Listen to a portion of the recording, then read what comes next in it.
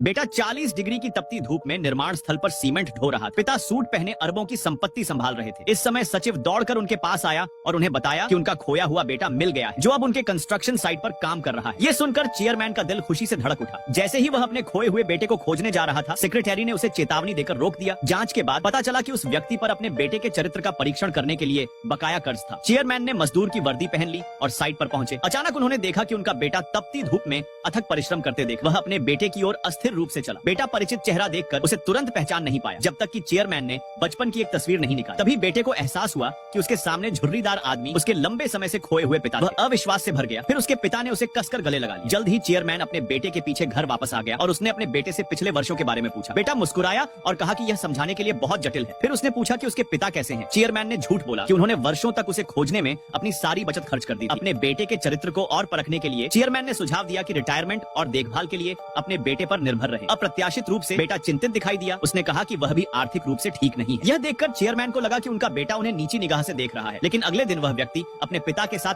Site पर गोभी के 2 बैग लेकर आया। उसने अपने पिता से कहा कि वे बाद में ज्यादा कुछ न कहें और वह उसके लिए एक आसान काम का प्रबंध कर दे। फिर उसने गोभी को साइट मैनेजर को सौंप दिया। अपने पिता का संक्षिप्त परिचय देते हुए मैनेजर ने तुरंत सबसे आसान काम का वादा किया। यह सुनकर चेयरमैन खुशी से मुस्कुराया और अपने पिता को साइट पर ले जाने की तैयारी करने लगा। अचानक उसे लगा कि कुछ गड़बड़ है। जब उसने इस बारे में पूछा तो मैनेजर भड़क उसने गोभी को गिरा, जिससे नकदी की गड्डियां चारों ओर बिखर गईं। चेयरमैन को एहसास हुआ कि मैनेजर रिश्वत की रकम जेब में रख रहा था। उन्होंने तुरंत इस भ्रष्टाचार की निंदा की, क्योंकि यह साइट उनकी कंपनी की थी। उस आदमी ने जल्दी से जमीन से गोभी उठाई, अपने पिता से आग्रह किया कि यहाँ सब कुछ इसी तरह से काम करता है। उसने घबराकर गोभी को मैनेजर को वापस दे दी। उम्मीद है कि उसे एक और मौका मिलेगा, लेकिन मैनेजर ने संकेत दिया कि पैसे पर्याप्त नहीं थे। आदमी तुरंत समझ गया कि मैनेजर का क्या मतलब। कई महीनों तक बिना वेतन के रहने के बाद उसने चुपके से इशारा किया कि वह अगले महीने 2 और बैग लाए। तभी मैनेजर संतुष्ट हुआ। उसे वह आदमी चतुर लगा। उसने उसके और उसके पिता के लिए रिसेप्शन स्टाफ के रूप में काम करने की व्यवस्था, क्योंकि प्रेसिडेंट आज साइट का दौरा करने वाले थे। मैनेजर ने उन्हें चेतावनी दी कि वे गड़बड़ न करें। मैनेजर द्वारा प्रेसिडेंट का अभिवादन करने के बाद वह व्यक्ति यह देखकर चौंक गया कि तथाकथित प्रेसिडेंट की पत्नी उसकी लापता पत्नी थी। वह जवाब चाहते हुए आगे बढ़ा, लेकिन पत्नी ने उसे जानने से इनकार कर दावा किया